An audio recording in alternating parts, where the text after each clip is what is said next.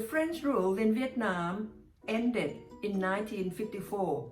After that, the Geneva Accords established North and South Vietnam with a stipulation that the elections to unify Vietnam would be carried out within 2 years. Instead of the elections, what followed was a war that lasted for nearly 20 years.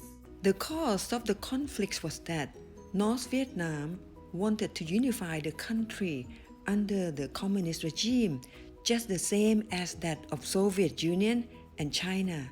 Meanwhile, South Vietnam preferred American-style capitalism. In 1963, the US became totally involved in Vietnam War.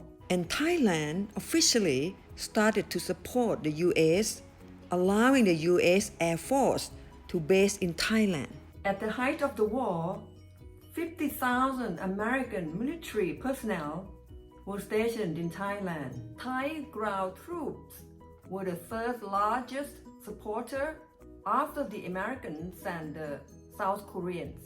In 1964, Thai Air Force sent a few engineers to South Vietnam to help maintain its aircrafts. In 1966, a few Thai Air Force crew helped South Vietnam fly C-47 aircrafts. Meanwhile, a few of C-123 qualified Thai Air Force personnel were attached to the U.S. Air Force 315th Air Commando Wing. In 1967, the Thai Volunteer Regiment, also known as the Queen's Cobra, was sent to fight alongside the Americans, New Zealanders, and South Vietnamese. In 1968, the Cobras were replaced by the Royal Thai Army Expeditionary Division, also known as the Black Panthers. Overall, 40,000 Thai military served in South Vietnam.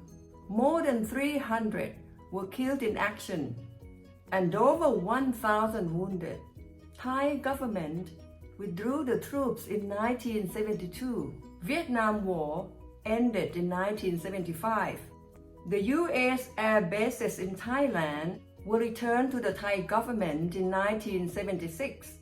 My personal connection to the Vietnam War is that my uncle was among the Cobra troops, and when he was released from duty, he came to visit my family, bringing with him a couple of photos of mutilated bodies of the Viet Cong.